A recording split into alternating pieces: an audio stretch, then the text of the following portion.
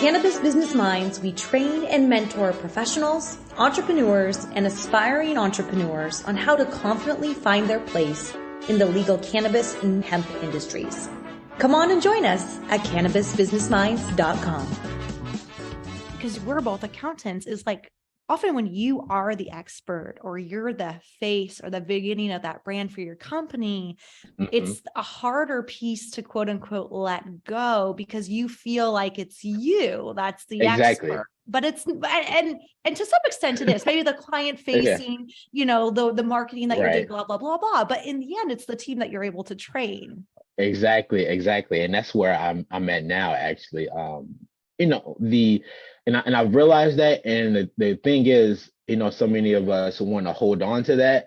I can't wait to get, pull back a lot more so I can focus on a lot of other things and being able to really focus on making sure my team can do what they need to in order to best service our clients. So I can't wait to get to that point, but it is a struggle, though. It is a stage in the journey of owning your own business to be able to let things go. And then of course we always feel like no one can do it better than us. But a lot of times there are folks, and we hopefully can hire people who can do certain things better than us, so we can really step into the leadership role and just say, hey, we're going in this direction. Can you do X, Y, and Z? And let them do their thing. Exactly, because the true definition of leadership is like to empower people to really do their thing.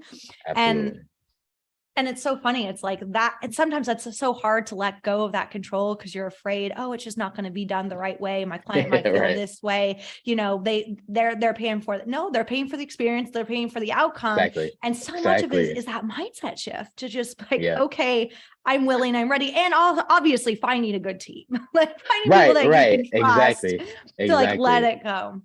I think as accountants, we're just so used to the knowledge and experience and the expertise and the knowledge base of accounting itself that we get so wrapped up and don't even realize that our clients aren't with us necessarily because we studied for X amount of years. Like you said, they're here for the experience and the outcome and the transformation, and however that looks is, as long as they feel good about how that occurs, that's all that really matters. And so so we really have to really tweak our mindsets to that. Like, hey, yes, we're proud of what we've done. That's the thing. We have to go through so much, especially if you have certain certifications.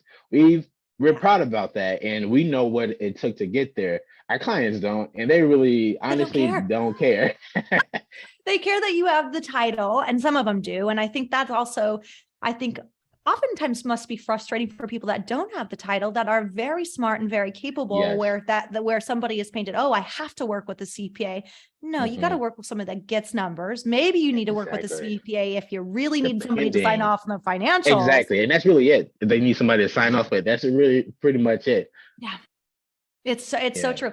But you know what I think it's so funny? I started talking to a lot more CPAs and accountants in this last year on podcasts. And I feel like it was actually a group of people, you're my peers, and it's somebody, and it's a group I had neglected. Like I was like, it's so nice to talk with other accountants that are like-minded, that are focused on business and entrepreneurship.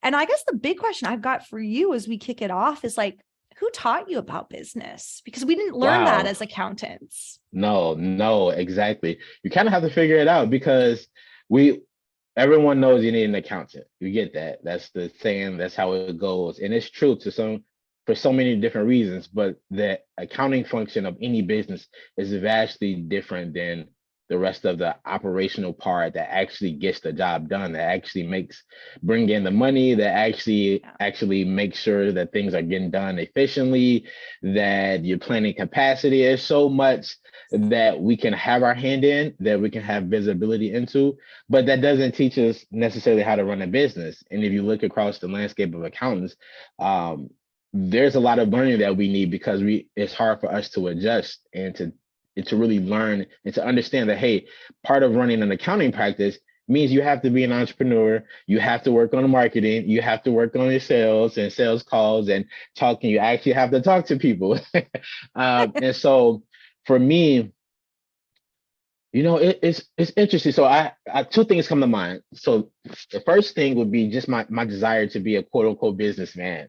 Mm-hmm. I remember being, I think I was either in kindergarten or first grade, and I got my school class picture or whatever, and I cut it out and I put it on the index card, and I said my name, my date of birth, and it said businessman. That was my business card. That was my first business card. I don't know why I put my date of birth on it, but I did. And so I remember always just wanting to be a businessman. I think it has something to do with the idea of feeling important, right? Wearing a suit, walking around with a briefcase. Yeah. I was born and raised, and I still live here in Chicago. So it's a huge epicenter for business, and so I just thought the importance of it was what I wanted, and so I kind of always had the desire, right? And as time went on, I decided to major in accounting when I went to college, or before then, and at that time I was in high school. Um, Fortunately, my high school had a program. It was called Advanced Small Business. Oh. I took the class. I had some buddies that were in there before, and they were like selling hats, t-shirts of their own brand in high school. I maybe bought a couple things because they're my buddies, but they were all just kind of hustling a little bit to sell as part of this class. And I was interested in it because I had a lot of friends who started doing it, taking the class. So I took it, and that opened my eyes up to a lot more of what business is, and not just the title of being an entrepreneur. And so I had one of my teammates, I played football. We started a small business. Our thing was mentoring other young Black men or males, because we were all kids, who were younger than us, but that was our business plan that we came up with. And so the more we went through this class, which was 2 semesters, if you took the second portion, really opened my eyes into how different it was than what I expected. And so that kind of was really the launch pad for me to understand and to see the many aspects of running the business, the importance of relationships and things like that. So fast forward, once I got done with my accounting years, which honestly, it kind of helped me even early on with developing my relationship and looking at my career as my own personal brand.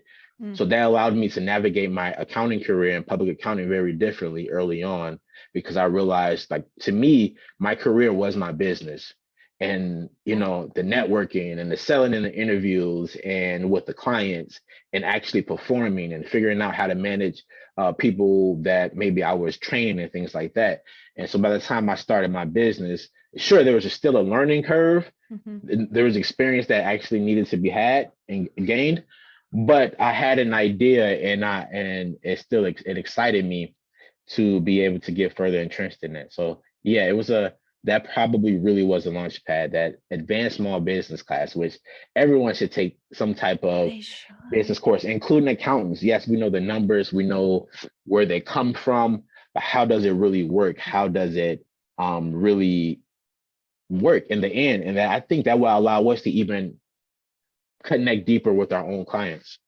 Yeah, I mean, I think a lot of accounting, it seems like at first theory. And then when you understand business, you can really be part of business, actually even go to your clients and like see what's happening and ask yourself these different questions, like, well, why is that? Like, why, what's the point of a purchase order? Okay.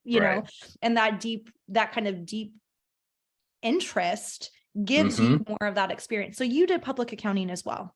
Correct. No, so first out the gate. Yep. First out the gate, me too. For you, I think that's just so impressive that you already came the lens of like, this is already me building my own business in this career. And I think a lot of people that are still like doing the corporate thing, working for somebody else, could apply that lens, because it gives you a different vehicle to approach your job. Absolutely.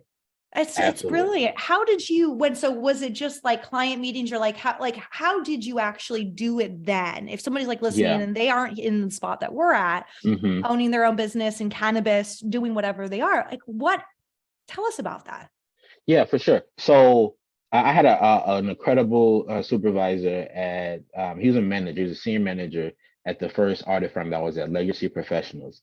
And he kind of gave me that advice when I first started. Tim Fagan, shout out Tim Fagan. He was saying that, yeah, your career, and I think it was advice someone gave him, to look at it as, your own like baby. But this is your career, and what you put into it is what you got out of it. And so I looked at that as, yeah, my path is going to be unique from everyone else's. It was already unique from a diversity standpoint, from where I come from, my background. So I knew that whatever I wanted my career to look like, it was going to be solely based on what I put into it and how I wanted it to go. So kind of looking at things with the end goal in mind. Now that end goal wasn't quite exactly how I or the journey is still going, but Yeah. it was important for me to learn how to manage my time, right? That applies to any area in your life, including running a business as an entrepreneur, where you wear all the hats at first. I had to learn, because I knew, again, end goal in mind, I wanted to create something, my own business, and run things, and eventually have my own employees. So when I was in a position to supervise, it's like, okay, how do I learn how to communicate with people so that I can get the desired result? You can see in your everyday life how important communication is, and where the lack of communication, how you can get in trouble sometimes, right? And so really being reflective, aware of all of these different things and how they can serve me ultimately, allow me to look at things differently and approach things differently, instead of just trying to get this audit work paper done. It's like, okay, how do I actually build these intangible skills so that, one, if you build those skills, you're going to excel to some extent in some form or fashion in your actual career in public accounting, but two, outside of that, and really in any type of career that you find yourself in. And I got this advice, it may be from my dad, who was like, no matter where you are, you can learn something and it will help you at some point. You may not realize it yet. So at the time we were auditing labor unions. And like now, fast forward, just understanding and looking at different things, and even with some of my legacy clients before we shifted to cannabis, I had construction clients who had laborers, right, labor union workers, and just understanding, just having a foundation allowed me to pick up more quickly with working with them in a CFO level capacity. And so all of these different things, and then understanding at that point some of the concerns of some of the workers. You don't think about those things from just everyday conversation. In the labor union, when you're auditing people, you maybe send out a confirmation request. You happen to maybe walk past somebody and spark a conversation, and you have no idea that you listening to some of their issues will come down 5, 6, 7 years later in a situation where you now can say you understand some of their concerns, and you're able to act in the capacity, again, as an advisor, to help steer your clients in a certain direction. And it's crazy how when you look back, you can see those connections, but in the moment, you don't realize that's what's happening. But the important part is to understand that, hey, every situation is an opportunity to learn something. And it sounds kind of cliche because we hear it and we're like, sometimes we don't care because we just want to get through our days. We have kids, we have significant others, we got a lot trying to build a business. We feel like we don't have the time to do anything, but those intangibles are, I think, what separates people, whether they're in a career. And, I hate to look at it as competition, but sometimes it is. It's like, all right, when you look at your peers, how do you stand out and separate yourself? You look at yourself as an entrepreneur, how does your brand separate itself from everyone else? And a lot of the times it's the intangibles and not even the stuff that we learn in school or study for. I think it's more than 80%. I mean, Pareto's principle, you can apply so much, but it's got to be 80%. That is that uniqueness, that authenticity, that that your whatever why factor is usually what is going to separate yourself. Personal, I guess, brand. But even from a business perspective, all that is very intrinsic to that brand that you're building. If we're even talking about, you've got employees, like you've got an accounting firm, like that still shows up. I find it very interesting. You're absolutely right, of like, just kind of how, when you look back at your life, even like 20 years ago, when you look at where you are right now today in your career or in your business, you can really see those milestones that at that moment were not Yes. milestones at all, that Right. literally got you to the path that you are. And it's just, Yes. you know, as you are here today and you're like, okay, well, where do I want to be in 20 years? It's like, how do you try to become more aware to enjoy those milestones that you're experiencing right now, that you don't know Yeah. which one is a milestone? I think it's very important to take a step back. And I was talking to my wife not that long ago, because I have my goals, and every day, you know, you have your ultimate vision for your life, your company, your business, whatever it is. And you get so wrapped up in the day to day that sometimes you even miss the fact that you're on the right pace that you need to be in order to achieve your goals. You're like, I got to get this done. There's so much. Oh, I have this goal and I'm not there yet.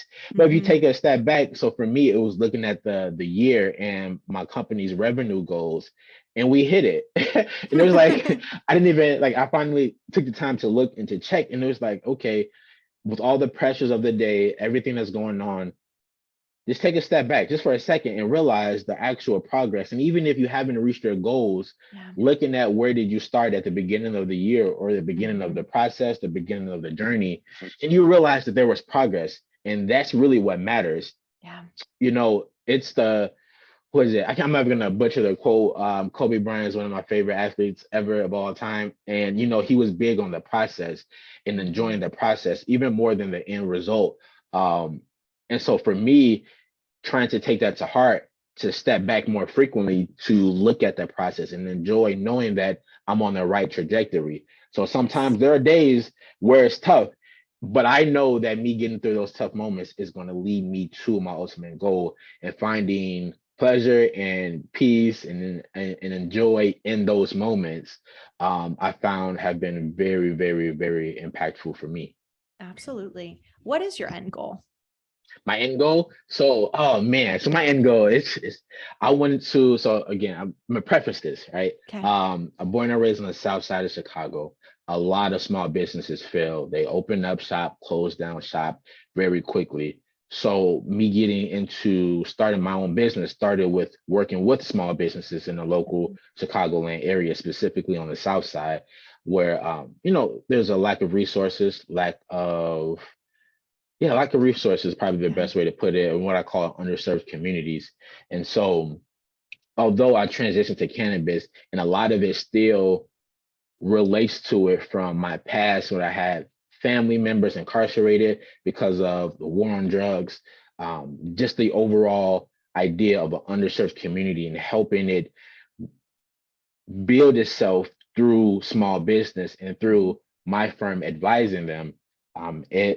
My end goal, it's to help build a more abundant small business community in Chicago. And that can look like many different ways, a certain X amount of numbers. So ultimately, even though my head is down right now entrenched in cannabis, and to some extent, especially when we work with our social equity folks,